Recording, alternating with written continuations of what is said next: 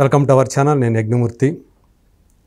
మనందరికీ తెలుసు, almost 1.5 month పైగా రాజ్ తరుణ్ లావణ్య కేసు అనేది ఎంతగా మన తెలుగు రాష్ట్రాల్లో సంచలనాన్ని కలిగిస్తూ ఉందో, ఆ కేసుకు సంబంధించి కొత్త విషయాలు పైకి వస్తూ తెర మీదకు వస్తూ ఎలా షాక్కు గురి చేస్తున్నాయో మనందరం చూస్తున్నాం. సో వాటికి సంబంధించి ప్రధానంగా ఆర్జే శేఖర్ భాష అనే వ్యక్తి తెర మీదకు వచ్చి ఆయన తీసుకొచ్చినటువంటి ఆధారాలన్నీ కూడా చూసిన తర్వాత చాలామందికి ఈ కేసులో రాజ్ తరుణ్ ఒక విక్టిము అన్న ఒక అభిప్రాయాన్ని కలిగించాయి. అలాగే లావణ్య అనే ఆమె కావాలని రాజ్ తరుణ్ని ఇబ్బంది పెట్టడం కోసం ఇదంతా కూడా చేస్తున్నది అనే ఒక అభిప్రాయాన్ని కూడా కలిగించేలా చేశాయి. దట్టు ఇందులో ఇంకొక కోణం డ్రగ్ కేసు అనేది. సో ఇవన్నీ కూడా వెలుగులోకి రావటం, మరి ఇంకొక రేప్ కేసు మస్తాన్ సాయి అనే వ్యక్తి, ఇలాంటివన్నీ కూడా రావటం, తెర మీదకి రావటం, ఇవన్నీ కూడా అసలు ఈ కేసు ఏంటి, దీని పూర్వాపరాలు ఏంటి, ఇది ఎక్కడి నుంచి మొదలయ్యి ఎక్కడికి అంతమవుతుంది, అసలు దీనికి అంతం అనేది ఉందా అనే రకరకాల ప్రశ్నలు లేవనెత్తుతుంది. సో లేటెస్ట్గా మస్తాన్ సాయి అనే వ్యక్తి ఇప్పుడు మళ్ళీ బయటికి వచ్చి మొదటిసారి కరాటే కళ్యాణ్ గారికి ఇచ్చినటువంటి ఒక ఫోన్ సంభాషణ ఇప్పుడు అది కూడా ఇప్పుడు పెద్ద చర్చనీయాంశమైంది. అది వైరల్ అయిన సంగతి మనకు తెలుసు. దానికి సంబంధించి ఈ లేటెస్ట్ డెవలప్మెంట్ ఏదైతే ఉందో దీనికి సంబంధించి మా శేఖర్ భాష గారు ఏమంటారో ఆయన మాట చేసుకుందాం. శేఖర్ గారు హాయ్ అండి. సో ఇప్పుడు అంటే ఇప్పుడు అందరూ కూడా చూస్తున్న విషయం, మస్తాన్ సాయి అనే వ్యక్తి అసలు ఎవరు ఏంటి అనేది ఇప్పుడు దాకా బయటికి రాకుండా ఎందుకుంటున్నాడు అనేది చాలా సందేహాలు ఉన్నాయి. సో ఇప్పుడు ఆయన బయటికి వచ్చి మాట్లాడటం అనేది, అందులో లావణ్య గురించి తను వాడిన పదజాలం కానివ్వండి, ఆమె గురించి, అలాగే ఆమె వ్యక్తిత్వం ఎలాంటిదనే విషయం గురించి కానీ, అలాగే తనను బ్లాక్మెయిల్ చేసిన విషయం కానీ, ఇవన్నీ కూడా ఆయన బయటికి వ్యక్తం చేశారు మొత్తం కూడా. సో దీన్ని ఎలా చూడాలంటారు? ఈ కేసు అంటే మస్తాన్ సాయి అనే వ్యక్తి ఈ కేసుకు సంబంధించి అతను విక్టిమా లేకపోతే ఇంకేదైనా? అంటే ఇదంతా బేసికలీ ఒకటే సర్కిల్ అండి. లావణ్య, మస్తాన్ సాయి, ఉనిత్ రెడ్డి, ఇంకా కొంతమంది ఎవరో ఉన్నారు. బట్ వీళ్ళు basically they are friends from 2000, చాలా ఏళ్ల నుంచి ఫ్రెండ్స్, 2017 అలా. కానీ కేంద్రం అంతా కూడా రాజ్ తరుణ్ ఇల్లుగానే కనిపిస్తుంది దీనికి అంతా కూడా. ఎస్. సో ఆవిడ ఈ లావణ్య చెంచల్గూడ జైల్లో 45 రోజులు గడిపి వచ్చిన తర్వాత ఆవిడ డైరెక్ట్గా ఇక్కడికి వస్తున్న నేపథ్యంలో ఈయన డైరెక్ట్గా అక్కడి నుంచి వెళ్ళిపోయాడు. రాజ్ తరుణ్ ఖాళీ చేసి వెళ్ళిపోయాడు. ఓకే.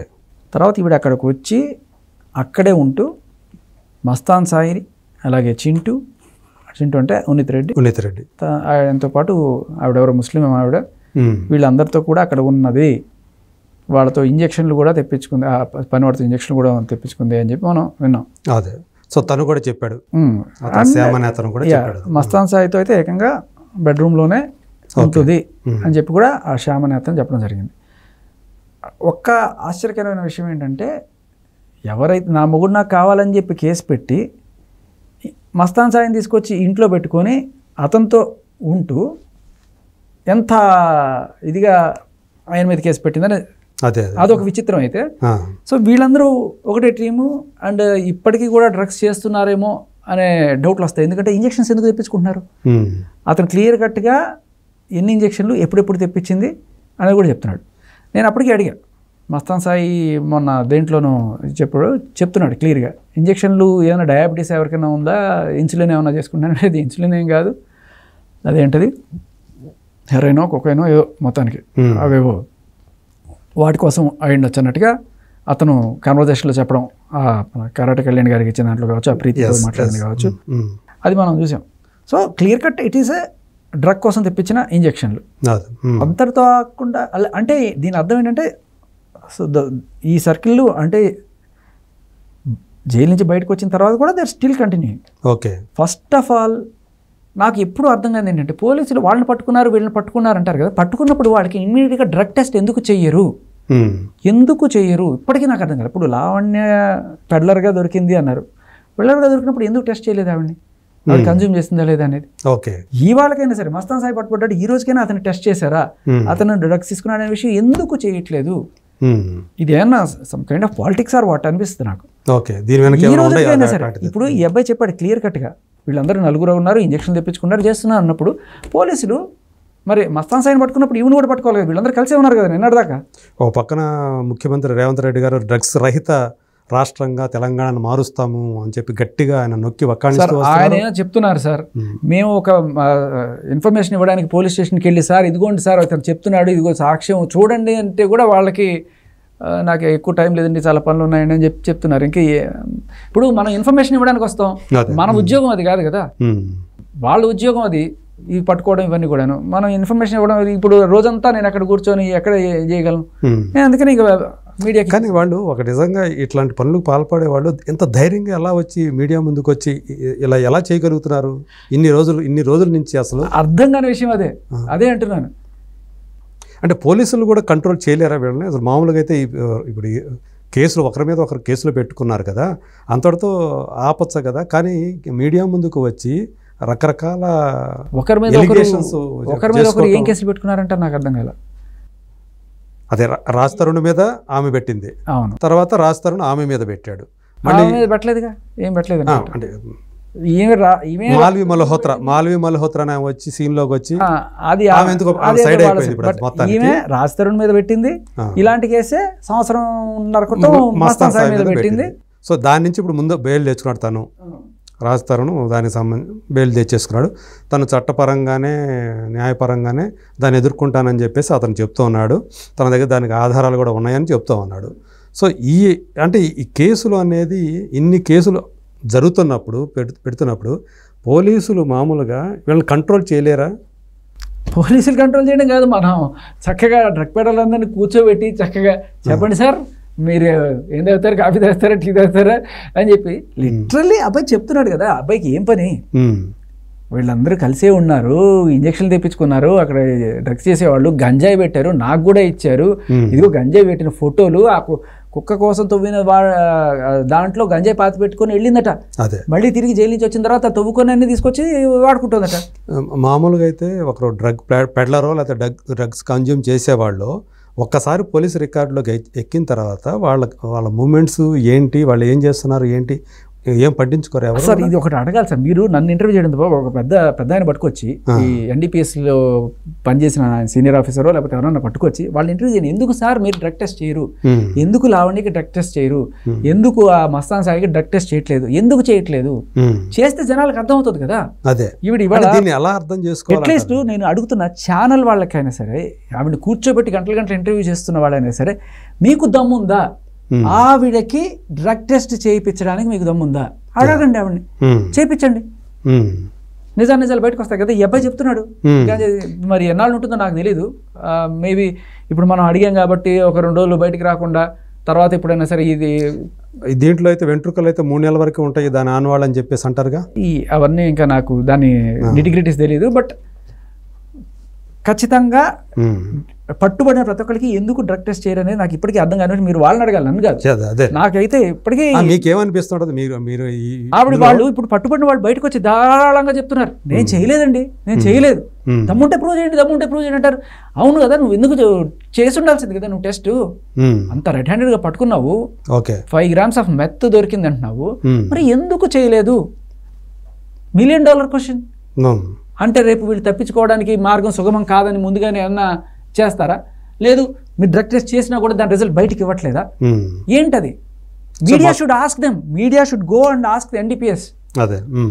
సో ఇందులో ఇంకో కోణం ఏంటంటే, అది మస్తాన్ సాయి చెప్పిన దాంట్లో 10 కోట్లు నన్ను డిమాండ్ చేశారని కూడా మొదట్లోనే చెప్పాడు ఆయన.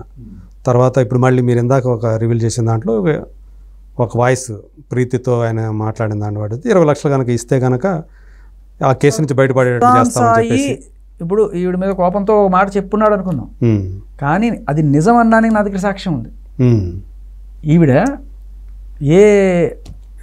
ఈవిడ చాలా తెలివిగా మనకి ఎంత మిస్లీడ్ చేస్తుందంటే మీడియాలో, నేను కనుక మా ఇద్దరికి మధ్య అలాంటిది ఏదైనా జరుగుంటే నాకు ఎందుకు మెడికల్ టెస్ట్ జరగలేదు అంటే, ఇతని మీద రేప్ కేసు పెట్టినప్పుడు మెడికల్ టెస్ట్కి పంపిస్తారు కదా, నిజంగా అది నిజమైతే నన్ను మెడికల్ టెస్ట్ ఎందుకు పంపించలేదు మనల్ని అడుగుతుంది ఏంటి? ఆవిడ వెళ్ళకపోతే మనమా తప్పు? ఆయన కూడా అది కూడా ప్రస్తావించాడు కదా. అది కూడా వాళ్ళు ఏమి టెస్టులకి షాకింగ్ విషయం చెప్తా మీకు. షాకింగ్ విషయం ఏంటంటే, ఆ మెడికల్ టెస్ట్ చేయించుకోకపోవడానికి వన్ ఆఫ్ ద రీజన్ చాలా కాన్ఫిడెన్షియల్గా తెలిసింది, నేను సాక్ష్యం కూడా ఇస్తాను మీకు. ఆవిడ అప్పటికే ప్రెగ్నెంట్ 2 నెలలు ఆర్ సంథింగ్ మస్తాన్ సాయితో అన్నట్టుగా, అందుకని నేను ఆగానండి అని ఆ సిఐ ఎవరైతే సిఐ పేరు రాజశేఖర్, ఓకే, ఆయన సస్పెండ్ అయ్యాడు, వీఆర్కి వెళ్ళిపోయాడు. తర్వాత అది కూడా దానికి దేనికి బేరం మాట్లాడడానికి ఏదో జరిగింది అన్నట్టుగా అప్పట్లో న్యూస్. 10 కోట్లు అడిగితే 2 కోట్ల వరకు ఏదో సెట్ చేద్దాం అన్నట్టుగా వాళ్ళ మధ్య ఈఎంఐకి ఆ సిఐకి మధ్య జరిగిన కాన్వర్జేషన్, ఆ కాన్వర్జేషన్ కూడా ఉంది, బయటకు వస్తుంది త్వరలోనే. ఇతను ఏమంటున్నాడు మస్తాన్ సాయి, యాక్చువల్గా మీ ఇద్దరం ఇంకా ఒకరి జోలికి ఒకరం రాము అని చెప్పేసి మేము బైండ్ ఓవర్ కూడా రాసుకున్నాము, రాసుకున్న 3వ రోజు ఆమె నా మీద ఈ కేసు పెట్టింది అని చెప్పేసి తను చెప్తున్నాడు. ఆ పెట్టిన తర్వాత కూడా ఆ సిఐ ఈవిడితోటి ఎందుకమ్మా ఆ బైండ్ ఓవర్ విషయం 164లో ప్రస్తావించావన్న మాట కూడా ఉంది మన దగ్గర. ఓకే, సో బేసికలీ ఏంటంటే ఒక భయంకరమైన రొచ్చు సార్ ఇది. ఎలా అంటే అమ్మాయి వెళ్ళి కేసు పెడుతుంది, ఓకే, అది తప్పుడు కేసా ఒప్పుడు కేసా పక్కన పెట్టేస్తే ఇప్పుడు వీడికి భయభ్రాంతులు గురవుతాడు. మరి పోలీస్ ఆఫీసరు ఏంటి విషయం సెట్ చేసుకుంటావా, ఎంతో కొంత ఇచ్చుకో అని చెప్పి మాట్లాడడం, సరే సార్ మీరు ఎంతో కొంత ఇప్పించండి, మీకు కూడా ఎంతో, ఇలాంటివి ఉంటాయి కదా, సెటిల్మెంట్ ఉన్నప్పుడు వీళ్ళకి కూడా ఎంతో కొంత ముడతాయి అనేది బేసికలీ ఒక 493కి 498 పెడితే ఈవిడికి పండగ, అంటే పెట్టిన వాళ్ళకి పండగ, ఆ పోలీస్ ఆఫీసర్లకి, ఎవరైతే ఇట్లాంటి ప్రలోభాలకి గురవుతారో వాళ్ళకి, అందరూ అన్నట్ల ఖచ్చితంగా అదే పండగే. వాళ్ళకి కావాల్సిందలా కేసు పెట్టడానికి ఒక అమ్మాయి, ఒక అభాగ్యుడు, అంతే. ఆ అమ్మాయికి ఎంతో కొంత వస్తుంది, ఎంతో కొంత వాటాలు వేసుకుంటారు అన్నట్టుగానే అనిపిస్తుంది ప్రస్తుతం ఉన్న పరిస్థితి ప్రపంచంలో.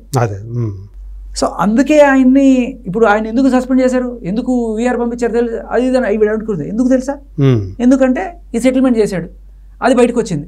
ఓకే, ఏది 2 కోట్లు ఇప్పిస్తామా నీకు, అది బయటకు వచ్చేసింది. అది బయటకంటే ఇప్పటిదాకా మీకు రాలా, అప్పుడు ఆయన ఇంటర్నల్ గా జరిగింది, అది ఇంటర్నల్ గా జరిగింది, పై వాళ్ళకి పంపించి అంతా అయ్యేటప్పటికి ఆయన వీఆర్లో పంపించాల్సిన పరిస్థితి వచ్చింది అన్నట్టుగా మనకి విశ్వసనీయ వర్గాల ద్వారా తెలిసింది. అంటే ఈ కేసు వల్లేనా అనేది ఖచ్చితంగా. సో ఇప్పుడు ఆవిడే ఆయన మాటల్లో, ఎవరు ఈ సిఐ గారి మాటల్లో అర్థమైందమ్మా నాకు, మీరు ప్రెగ్నెంట్ అయి ఉండొచ్చు, అందుకని మీరు టెస్ట్కి రావడానికి ఇబ్బంది పడుతున్నారని నాకు తెలుసు, పర్లేదు, అదేంటో 10 కోట్లు అడిగారని చెప్తున్నానంటే 10 కోట్లు నేను ఫ్రెండ్లీగా అన్నానండి, నిజం కాదండి అంటే 2 కోట్లు నేను మాట్లాడతానమ్మా, 2 కోట్లు 2 కోట్ల ఇది నిజంగా జరిగిందా, ఇది ఎట్లా సిఐ తోటి మీకు రేపు వెండి తెరపై చూడండి. ఓకే, వస్తుంది, దానికి సంబంధించినటువంటి ఆధారాలు బయటకు వస్తున్నాయి అన్నీ వస్తాయి. ఓకే, కొత్త మాట కాదు అదే. తర్వాత తను ఇంకొకటి కన్ఫెస్ చేసింది మస్తాన్ సాయి, ఆమెతోటి తనకి శారీరక సంబంధం ఉందనే విషయం కూడా తను బయట పెట్టాడు. కాకపోతే దాని ఏంటంటే నాకు డబుల్ డిజిట్ ఏం కాదండి, అంటే మనం మాట్లాడుకోవడానికి కూడా ఇబ్బందికరమైనటువంటి విషయం.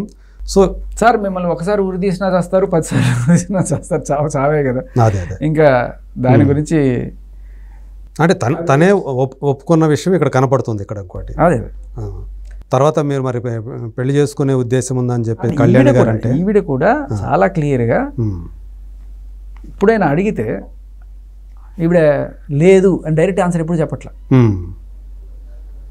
మీరు గమనించండి, ఎప్పుడు కూడా లేదు అని చెప్పట్లా. అంటే ఆవిడ కాల్ రికార్డ్ మనకి చాలా క్లియర్గా, మస్తాన్ నా గుండె నీ దగ్గర, నీ గుండె నా దగ్గర, వి స్లెప్ట్ టుగెదర్, వి కిస్ ఈచ్ అదర్ అని వచ్చిన అన్ని బయటకు వచ్చినాయి కదా, ఒప్పుకుంది. ఇవాళ ఎడిటింగ్ అంటుంది, అది బయటకు వచ్చిన రోజు ఆవిడ అది కూడా అనలా.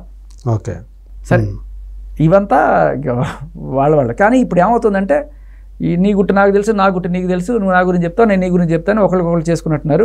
ఈయన ఉప్పేదో అక్కడ అందించినట్టుంది, ఆయన అరెస్ట్ చేశారు, రేపు ఆయన ఉప్పు ఈవిడ ఉప్పు ఆయన అందిస్తాడు, ఈవిని పట్టుకుంటారేమో.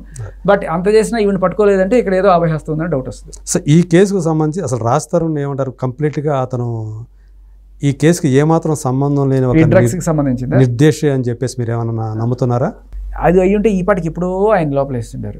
ఆయన ఫస్ట్ నుంచి చెప్తుంది ఈ విషియస్ సర్కిల్ అంటే నేను ఫస్ట్ నుంచి అందుకే దూరంగా ఉంటున్నాను నేను, అందుకే ఇంకా ఆ విషయం తెలిసిన దగ్గర నుంచి రేపు ఎప్పుడో ఇట్లాంటి మాట అంటారంటే ముందుగానే వెళ్ళిపోయాడు ఆయన. అంటే ఈమె డ్రగ్స్ తీసుకుంటున్న విషయం బయటకు వచ్చిందనే విషయం ప్రపంచానికి తెలిసిన తర్వాత కూడా రాజస్థానానికి ఇట్లాంటి దీంట్లో సంబంధం లేదని కూడా ఆమె చెప్పింది, మొదట చెప్పింది. ఆవిడ ఇష్టం, ఆవిడ ఇప్పుడు అంటదంట నేను బయటకు వెళ్ళి రాజ్ తరుణ్ని నాకు అలవాటు చేశాడని చెప్తా అంటే ఆవిడకి ఇప్పుడు ఒప్పుకోకపోతే ఏమైనా చెప్తుంది అనమాట. అదే చెప్తున్నా, ఆవిడ ఇంతకుముందు కూడా చింటూ నాకు అమ్మాడని చెప్పింది. ఆ చింటూ అమ్మాడా లేదా, లేకపోతే యజ్ఞమూర్తి అమ్మాడా లేదా, ఏదైనా చెప్పొచ్చు. చెప్పింది కానీ ఆ చింటూ అనే అతను కంప్లీట్ గా అసలు లేదు కాబట్టి అతను బయటే ఉన్నాడు ఇప్పుడు. వీళ్ళలాగా ఇప్పుడు ఆమె చెప్పిన దానికి ఆవిడ ఇప్పుడు రాస్తాడు అమ్మాయి నాకు బలవంతంగా ఇచ్చాడని కూడా చెప్పొచ్చు. విలువ లేదా అంటున్నాను. అదే అంటున్నాను. ఇప్పుడు మూడో మనిషి సాక్ష్యం కావాలి కదా. ఓకే, ఇప్పుడు ఇప్పుడు ఈవిడ ప్రీతికి బలవంతంగా అలవాటు చేసింది అని ప్రీతి క్లెయిమ్ చేసింది. మరి దానికి సాక్ష్యం ఈవిడ ఇన్నాళ్ళు నా ఫ్రెండ్ నా మస్తాను అని చెప్పుకున్న మస్తాన్ సాయే సాక్ష్యం. ఉదయ్ కూడా సాక్ష్యం. వీళ్ళిద్దరు కాకుండా ఇంకో థర్డ్ పర్సన్ కూడా ఉన్నాడు ఆ రోజున. ఆ సాక్ష్యం కూడా నా దగ్గర ఉంది. అంటే అది నేను బయట పెట్టకపోవచ్చు కానీ పోలీసుల దగ్గర ఖచ్చితంగా, ఎందుకంటే he doesn't want to come out. Okay, ఇలాంటివి చాలానే ఉన్నాయి. ఆ అమ్మాయికి ఈవిడ బలవంతంగా డ్రగ్స్ చేస్తే అలా ఈవిడ ఏం ప్రూవ్ చేయగలదు? ఊరికే నోటి మాట కదా అందరి మీద ఆరోపణ. శేఖర్ భాష 30 లక్షలు తీసుకున్నాడు, 5 లక్షలు తీసుకున్నాడు, నువ్వు ఏదైనా ప్రూవ్ ఏమీ లేదు. ఊరికే బట్టకాల్చి మొహం వేయడానికి తప్ప దానికి ఏముంది, ఏదైనా చెప్పుకోవచ్చు. అంటే ఇది చివరికి రాజ్ తరుణ్ లావణ్య కేసుకి కాస్త లావణ్య మస్తాన్ సాయి కేసుకి లాగా తయారవుతున్నట్టుగా అనిపిస్తుంది. Lavanya Mastan Sai already they were in Varalakshmi కేసు నుంచి వాళ్ళు ఆల్రెడీ ఈ డ్రగ్స్ బురదలో కూరుకుపోయి ఉన్నారు. ఈ బురద తీసి అక్కడ వేసుకోవడం, ఆ బురద ఇక్కడ వేసుకోవడమే జరుగుతుంది అంతే. ఓకే, సో ఇప్పటిదాకా మరి మీరు చెప్పిన దాని ప్రకారం అయితే లావణ్య పేరు అయితే దాంట్లో బయటికి రాలేదు ఇప్పటిదాకా. అయితే ఎక్కడ వరలక్ష్మి డ్రగ్స్ అయ్యో A11 అనుకుంటా ఆవిడ. ఓకే, ఎఫ్ఐఆర్లో ఉంది ఆవిడ పేరు. ఓకే, కానీ ఆమె మీద ఏం చర్యలు ఏం తీసుకోలేదు కదా. అదే అంటున్నా, పోలీస్ స్టేషన్కి రామా దీని గురించి మాట్లాడు, ఎక్స్ప్లెనేషన్ ఇవ్వు అని 2-3 సార్లు చెప్పినా కూడా ఆవిడ రాలే బయటికి. పో నేనేమనుకుంటున్నావు, మేబీ ఆవిడకి ఉన్న పోలీస్ కాంటాక్ట్స్ లేకపోతే ఏం వాడిందో మొత్తానికి నేను ఎవరు అనుకున్నా అని చెప్పి బెదిరించింది వాళ్ళు 2-3 సార్లు. చూశారు ఆవిడ ఒకసారి డైరెక్ట్గా అక్కడ సికింద్రాబాద్ స్టేషన్లో ఎక్కడో పట్టుకున్నారు. పట్టుకున్న తర్వాత మరి మిగతాది కూడా బయటకు వచ్చింది. అదే అంటారు కదా, బ్యాగ్ ఓపెన్ చేయమ్మా అంటే ఇంకా మీరు చూసారు కదా, నేను ఓపెన్ చేయను, మా నాన్న వాళ్ళు వస్తే ఓపెన్ చేస్తా, మా అమ్మ వాళ్ళు వస్తే ఓపెన్ చేస్తా. సో మీరు అన్నట్టు ఇది దానికంటే ముఖ్యమైన ప్రమాదకరమైనటువంటి ఒక డ్రగ్ కేసు ఉంది దీంట్లో అని చెప్పేసి మీరు గట్టిగా ప్రస్తావన చేస్తున్నట్లుగా చివరికి ఆ టర్న్ కూడా అటు సైడే తిరుగుతున్నట్లుగా అనిపిస్తుంది. అంతే, ఇప్పుడు వీళ్ళు ఒకళ్ళొకళ్ళు బురద చల్లుకుంటుంటారు. మరి ఇప్పుడు ఆ చింటూ మీద కూడా బురద చల్లుతారేమో. ఇంకా ఒకళ్ళు అందరూ. సో మొత్తం అందరూ కూడా ఎంతమంది ఉన్నా కానీ వాళ్ళందరూ కూడా ఇప్పుడు ఈ కేసులో బయటకు వచ్చే అవకాశం ఉంది. అదే అంటున్నాను. ఇప్పుడు నాకు ఒక డౌట్ అనిపిస్తుంది, లైక్ మస్తాన్ సాయి లొంగిపోయాడా లేకపోతే దొరికిపోయాడా? సో ఆ కోణం కూడా ఉందంటారా అట్లా? ఓకే, అంటే లొంగిపోవటానికి ఏదే రీజన్ ఏమి ఉండొచ్చు అని మీరు అనుకుంటున్నారు, సస్పెక్ట్ చేస్తున్నారు? ఏమన్నా అంటే ఎలా అంటే ఇప్పుడు ఆల్నీస్ తోకకి నిప్పంటిస్తే ఆయన లంకంతా తగలబెట్టేస్తాడు కదా. నాకు నిప్పంటిస్తే నేను ఊరుకుంటాను, నేను అందరికీ అంటించేస్తాను అన్నట్టుగా. ఓకే, ఇప్పుడు అలాంటిది ఏదైనా జరుగుతుందేమో.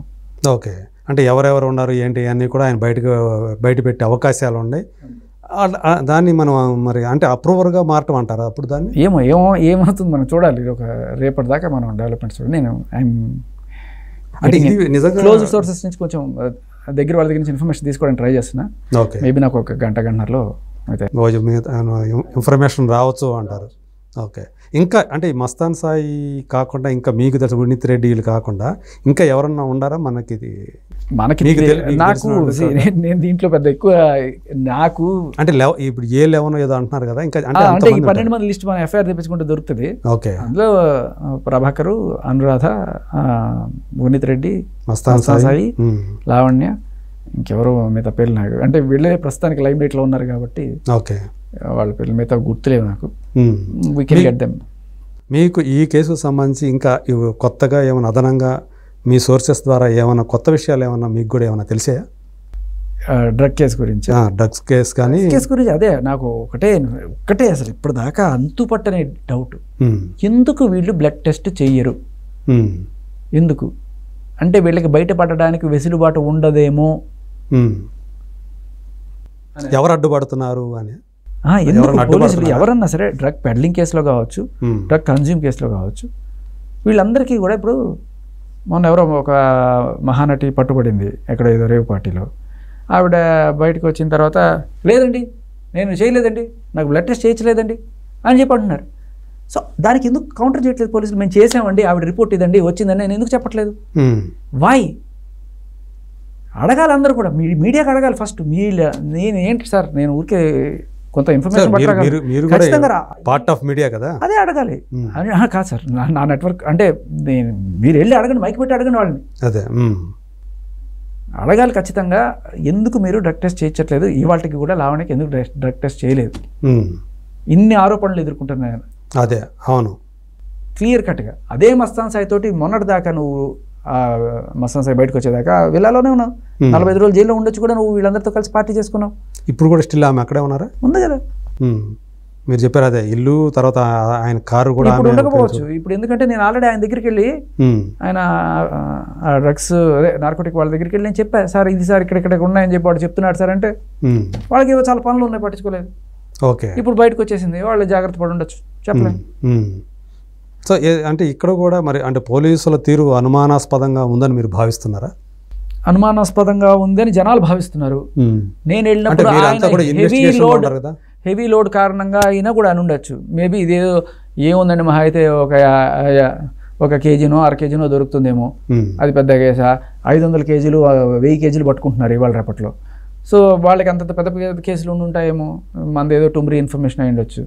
మరి ఏదైనా నా వంతు సహాయంగా నేను ఒక 3 గంటలు నా పనులన్నీ మానుకొని అంత దూరం వెళ్ళి అక్కడ కూర్చొని సార్ అని చెప్పి, నా టైం అంతా నాకు ఎవరు పైసా ఇవ్వలేదు దీనికోసం, నా పెట్రోల్ బొక్క నాకు అన్నీ చేసుకొని నేను అక్కడికి వెళ్ళి చెప్తే ఒక నిజం చూసి ఇది చేయడానికి లేదు అంటే, maybe they are targeting Dawood Ibrahim and పెద్ద వాళ్ళు ఉంటారు కదా, వాళ్ళని టార్గెట్ చేస్తున్నారు. ఇవన్నీ చిన్న చేపలు ఎందుకు తిమింగలాలు పడదాం అనే ఆ దీంట్లో ఉండగా పిల్ల చేపలు ఏం పడతాం అని చెప్పేసి అనుకున్నారేమో, నాకు తెలియదు. అంటే మీకు మరి మీ కళ్ళ ముందు ఇంత జరుగుతూ ఉంది, మీరు ఇన్ని ఆధారాలు బయటపెట్టి చెప్తూ ఉన్నారు. ఏంటంటే రేవంత్ రెడ్డి గారిని అడిగేది ఏంటంటే, సార్ చిన్న చేపలను కూడా కొంచెం పట్టించుకోండి సార్, పెద్ద చేపలే కాదు.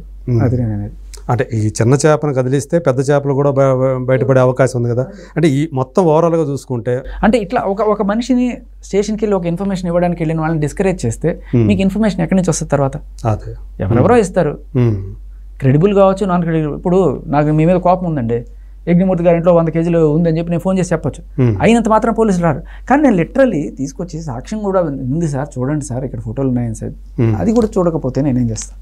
ఓకే, సో అంటే మీకు మరి ఇంత చూస్తూ ఉన్నారు కదా, మీ కళ్ళ మీద ఇంత జరుగుతూ ఉంది, మీరు ఆధారాలు కూడా బయటపెడుతూ ఉన్నారు, కానీ ఇక్కడ కేసు పురోగతి అనేది ఎంతవరకు వచ్చిందో మీరు అనుకుంటున్నారా? కేవలం లావణ్య ఇల్లు కాబట్టి మీరు సెర్చ్ చేయరా, వేరే వాళ్ళ ఇల్లు అయితే సెర్చ్ చేస్తారా అనే డౌట్లు కూడా కామెంట్లు వస్తున్నాయి.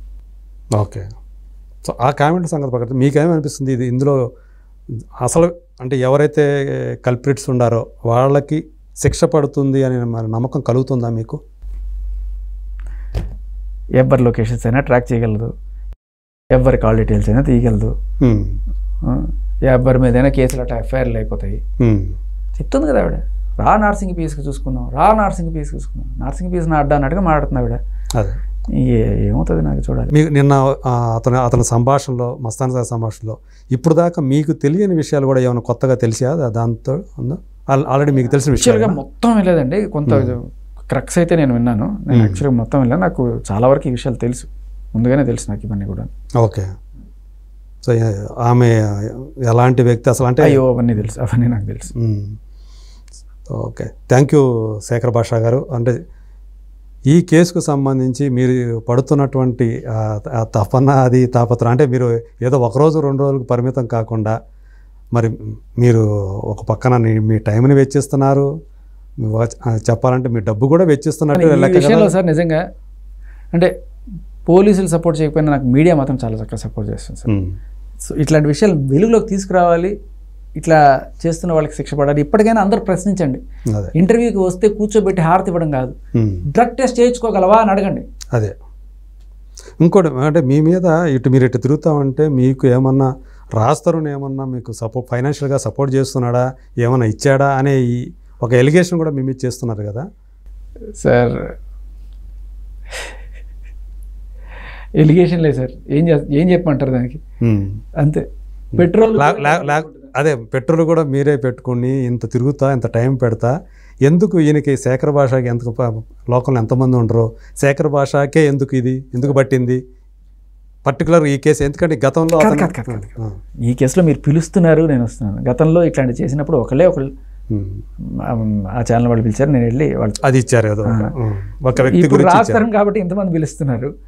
అప్పట్లో అంటే సెలబ్రిటీ కాబట్టి తను ఒక ఆ కేసులో యాక్చువల్గా 2 ఛానల్స్ పిలిచారు. ఫస్ట్ ఆ ఛానల్ వచ్చిన తర్వాత ఇంకొక ఛానల్ పిలిచారు, బాగానే రీచ్ అయింది. అక్కడ మీరు స్వయంగా మీరు బాధితులు కాబట్టి. అవును అవును. సో అది బట్ సిమిలర్ బాధితుడు అని నేను భావించాను కాబట్టి నేను రావడం జరిగింది. కానీ అది మొత్తం కంప్లీట్గా ఇప్పుడు లావణ్య వచ్చి నాకు అన్యాయం చేశాడు అన్నప్పుడు నేను వచ్చి కంప్లీట్గా యూటర్న్ చేసినట్టు కేసుని ఇప్పుడు అదంతా అయిపోయింది. రాస్తారని ఆల్మోస్ట్ సాల్వ్, దీంట్లో ఇంకేమి వింతే లేదు. ఎందుకంటే కోర్టు ప్రొసీడింగ్స్ మీరు చూస్తే చాలా క్లియర్ కట్గా జడ్జి గారు ఇచ్చిన కామెంట్స్ కానీ మీరు కనుక చూస్తే ఏమని ఇచ్చారు జడ్జి గారు? ఇదే రిపీట్ అఫెండర్ లా ఉందండి. అదే కేసు ఆవిడ పెట్టి ఇక్కడ ఎట్లా పెడతారు అన్నట్టుగా ఆవిడ చాలా గట్టిగా ఇచ్చారు ఆవిడ. సో మీరు ఎవరన్నా సరే ఆల్రెడీ కోర్ట్ ప్రొసీడింగ్ చూసిన లాయర్ని అడిగాను, చాలా క్లియర్ కట్, చాలా ఈజీగా వెళ్ళిపోతుంది కేసు. కానీ అక్కడి నుంచి ఇలా యూటర్న్ తీసుకొని మళ్ళీ ఇప్పుడు యూటర్న్ డ్రగ్స్ వైపు తీసుకోవడం అనేది దీనికి కూడా ఇది చాలా సీరియస్ అఫెన్స్ కదా. బయటికి రావడం అనేది కారణం. ప్రీతి యాక్చువల్గా నేను ఉదయ్ని ప్రీతిని కదపడానికి కారణం ఏంటంటే అంత అవసరం కూడా లేకుండే. ఈవిడేంటి ఒప్పుకోవట్లే, నేను వస్తాను సార్, నా కంప్లైంట్ కాదు, నా రాత కాదు, నా ఇది కాదు, అన్నీ ఎంత బుకాయిస్తుంటే ఇంకా మనం ఇదిగోమ్మా నీ కాల్ రికార్డింగ్, ఇదిగోమ్మా నువ్వు రాసిన లవ్ లెటరు, ఇదిగోమ్మా అని చెప్పి చెప్తున్న టైంలో ఇంకా ఇంకా ఇంకా బుకాయించుకుంటూ వెళ్తున్నప్పుడు నేను ఇంకా సాక్షులుగా గ్యాదర్ చేయాల్సిన, నిజంగా కోర్టుకైతే ఇంత అవసరం సోర్సెస్ వెతుకులాట్లు మీరు బయటకు వచ్చిన ఇంత చేస్తున్నా కూడా ఆవిడ నీ కూర్చోబెట్టి ఇంకా మీడియా ఛానల్ ఇంటర్వ్యూ చేస్తూ మేము నమ్మమండి ఆవిడ చెప్తుండే దాంట్లో నిజమేదో ఉందని చెప్పి వాళ్ళు ఇంకా చేస్తున్నప్పుడు నేను ఇంకా ఇంకా ఇంకా ఇంకా ఇంకా ఇంటెన్సిటీ పెంచి తీసుకొస్తున్న నేపథ్యంలో ఉదయ్ని కలవడం జరిగింది. ఎందుకు? రాజ్ తరుణ్కి మీకున్న రిలేషన్ ఏంటి, రాజ్ తరుణ్కి నిజంగా ఏమన్నా ఉందా, లేదు మస్తాన్ సాయితో ఉందా అని చెప్పినప్పుడు వాళ్ళు రాజ్ తరుణ్ బ్రదర్ అని చెప్పింది అని చెప్పారు వాళ్ళు. సరే అది పక్కన పెడితే నేను అలా గెలికినప్పుడు వాళ్ళు ఈ అమ్మాయిని ఈవిడ బాగా బెదిరించి భయపెట్టి చేయడంతో ఆ అమ్మాయి బయటకు వచ్చి చెప్పిన విషయాల్లో, సరే రాజ్ తరుణ్ గురించి కొన్ని విషయాలు చెప్పింది, అది ఆల్రెడీ బెయిల్ వచ్చేసిన దాని మీద నేను పెద్ద ఫోకస్ చేయలేదు. కానీ అమ్మాయి చెప్పిన ఘోరమైన విషయం ఏంటంటే 21 ఏళ్ల వయసు పిల్లకి నువ్వు బలవంతంగా డ్రగ్స్ అలవాటు చేయడం. ఇందాక మస్తాన్ సాయి వయసులో కూడా విన్నాం, ఏదో పడుకొని ఉంటే తీసుకొచ్చి నోట్లో పెట్టడం, నోట్లో ఇట్లా పెట్టేసి కోకపోయడం, ఇట్లాంటివి. సో ఎందుకు ఇలా అనేది నాకు చాలా బాధ వేసింది. ఎస్పెషల్ ఆ పిల్ల కోసం నిలబడాలనిపించింది. ఎందుకంటే ఆ ప్రీతి కోసం నిలబడాలనిపించింది. అందరూ తప్పులు చేస్తారు, బట్ ఆ పిల్ల రీహాబిలిటేషన్కి వెళ్ళి బయటకు వచ్చి నిలబడాలనుకుంది. ఆ పిల్ల కోసం ఖచ్చితంగా నేను వెనకాల నిలబడాలి, వాళ్ళకి వెళ్ళి ఒక ధైర్యం కావాలి. నేను ఉన్నానమ్మా అని చెప్పినప్పుడు నన్ను కొట్టారు. ఆ పిల్ల వచ్చేదాకా నాకు చేయబడలేదు, గమనించండి. ఊరికే ఏదో బుద్ధులు తిట్టాను. ఆ పిల్ల గురించి ఎప్పుడైతే నేను బయటకు తీసుకొచ్చానో, డ్రగ్స్ గురించి ఎప్పుడైతే మారిందో నా మీద దాడులు స్టార్ట్ అయినాయి. అప్పటిదాకా లేదు, మీరు గమనించండి. ఆయన రెచ్చిపోతున్నాడు ఆ లైవ్లో. లాయర్ అసలు ఆ మాట రానివ్వట్లేదు. డ్రగ్స్కి సంబంధించి, ప్రీతికి సంబంధించిన కాల్ బయట రాకూడదు అని చెప్పి బూతులు మాట్లాడడం, ఇవన్నీ కూడా చెప్పులు ఇసిరేయడం, ఇవన్నీ కూడా జస్ట్ మీరు గమనించి ఒక్క మాట చెప్తా. ఎందుకు ఆయన అంతగా రెస్పాండ్ అయ్యారు, అంత ఇదిగా రెస్పాండ్ అయ్యాడు అనుకుంటున్నారు? అదే చెప్తా మీకు, ఒక్క మాట చెప్తా. మస్తాన్ సాయితో సంబంధం ఉంది అన్నప్పుడు నిజంగా నీది లేకపోతే ఆ రోజు నువ్వు నన్ను చెప్తూ కొట్టుండొచ్చు, కానీ ఆ రోజు కొట్ల. ప్రీతికి సంబంధించి నువ్వు డ్రగ్స్ అలవాటు చేసావు అన్నప్పుడు నిజానికి ఏది పెద్దది ఒక ఆడదానికి? అంతే కదా, అది కదా. వేరే వాడితో అక్రమ సంబంధం ఉంది అని ఎవరన్నా అంటే నిజంగా లేకపోతే అప్పుడు నువ్వు నిజంగానే చెప్పేసి ఉండొచ్చు. అవును, అది క్యారెక్టర్ అసాసినేషన్ కదా, అది కదా. కానీ ఈవిడ ఎప్పుడు తీసింది? నీకన్నా చిన్న అమ్మాయికి డ్రగ్స్ అలవాటు చేస్తున్నావు నువ్వు అన్నప్పుడు అప్పుడు బయటకు వచ్చి, ఎందుకంటే నిజం బయటకు వస్తుంది, ఎట్టా అయినా ఆపాలి వీడిని. అదే క్యాంపస్లో అక్కడే కొట్టారు నన్ను మళ్ళీ. మరి ఈ కేసులో మీకేమి సంబంధం లేకపోయినా మీరు దెబ్బలు కూడా భయం ఇవన్నీ భయం లేదు సార్, భయం లేదు. నాకు దెబ్బలు తగిలినప్పుడు కూడా భయపడలేదు నేను. లేదు, లిటరల్ లేచి నేను వెళ్ళిపోయాను, అస్సలు భయం లేదు. ఓకే, నిజంగా చెప్తున్నాను కదా, నాకు భయపడలేదు. ఆ తర్వాత నుంచి మీకు ఇంకా ఈ థ్రెటనింగ్ కాల్స్ కానీ థ్రెట్స్ కానీ పెరగలేదా? నాకు మా వాళ్ళకి, నాకు తెలిసిన కాంటాక్ట్స్కి వాళ్ళకి వీళ్ళకి ఫోన్ చేసి నీకు శేఖర్తో సంబంధం ఉందని చెప్పు, నువ్వు శేఖర్తో పడుకున్నా అని చెప్పు, లేకపోతే మీ మీద ఆ కేసులు పెడతాం ఈ కేసులు పెడతాం అని చెప్పి రకరకాల బెదిరింపులు. ఇలాంటివి నాకు చాలా చిరాకు అనిపించింది. అమ్మాయిలు కదా, వాళ్ళు బయటకు వచ్చి చెప్పడానికి కూడా భయపడతారు. ఓకే, కానీ నాకు ఫోన్ చేసి ఏడ్చారు. అది ఎవరు చేస్తున్నారో తెలుసు, కానీ వీళ్ళని నాకు బజార్ పెట్టడం ఇష్టం లేదు. కానీ ఒక అమ్మాయి బయటకు వచ్చింది, ఆల్రెడీ వచ్చి కేసు పెట్టింది, అంత చేసింది. అంటే మీరు ఈ చివరి దాకా దీంట్లో ఇలాగే నిలబడగలుగుతారా? చివర అంటే ఏంటి సార్? అంటే పోలీసులు ఇంటర్ఫీర్ అవ్వాలి సార్. ఎంతనాళ్ళని మనం మీడియా మొత్తుకుంటాము, కళ్ళ ముందు కనబడుతుంది, ఇంత కనబడుతున్నా కూడా వాళ్ళు చోద్యం చూస్తూ ఆవిడ ఇంకా అందరి మీద ఆ డ్రగ్స్ కేసులో 45 రోజులు లోపల ఉండొచ్చి అదే మస్తాన్ సార్ ఎవరైతే అరెస్ట్ అయ్యారో వారితో ఇప్పటిదాకా మొన్నటిదాకా అదే ఇంట్లో ఉండి ఇంక కనిపించిన వాళ్ళందరి మీద కేసులు పెడుతూ కనిపించిన ఛానల్ అంతా కూర్చొని ఇంటర్వ్యూలు చేసుకుంటూ అంత రాజరికంగా బతుకుతుంది ఆవిడ. కారణం ఏంటంటారు? సంథింగ్ ఈ సార్. సో ఆమెకు ఉంది ఎక్కడి నుంచో ఆ సపోర్ట్ అనేది అందుతూ ఉంది. అది సో మీరు మాత్రం మామూలు డ్రగ్ మాఫియా కాదు ఇది, మీకు అర్థం కావట్లా. అదే అంటే డ్రగ్ మాఫియా అంటే చాలా మంది భయపడతారు కదా. ఇంత జరుగుతున్నా ఆవిడని ఎందుకు అరెస్ట్ చేయట్లేదు? అదే క్వశ్చన్. ఎందుకు డ్రగ్ టెస్ట్ చేయట్లేదు, ఎందుకు అరెస్ట్ చేయట్లేదు? లిటరల్లీ బెయిల్ మీద ఉండి సాక్షులు నువ్వు బెదిరిస్తున్నావు, కళ్ళ ముందు కనబడి నిన్న దాకా నేను వేసుకుని తిరిగా. ప్రీతి అనే పిల్లకి రోజు రకరకాల ఛానల్స్లో అమ్మాయి పాత ఫోటోలు, దానికి ఏంటి సంబంధం సార్? అమ్మాయి బాయ్ ఫ్రెండ్తో ఎప్పుడో ఉన్న ఫోటోలు, అమ్మాయి డ్రెస్ మార్చుకుంటున్న ఫోటోలు కూడా పెట్టింది బయటికి. ఏం చండాలం సార్ అది? ఆ మీడియా వాళ్ళకైనా బుద్ధి ఉండాలి కదా. ఇది ఆ అమ్మాయి చేసే బ్లాక్మెయిల్. ఆ అమ్మాయి చేసిన తప్పులు ఏమైనా ఉంటే అయితే చూపించు. ఆ అమ్మాయి ఎవరన్నా పొడిచిందా? ఆ అమ్మాయి ఏమన్నా నీలాగా డ్రగ్స్ అమ్మిందా ఎవరికన్నా? ఏం చేసింది ఆ అమ్మాయి?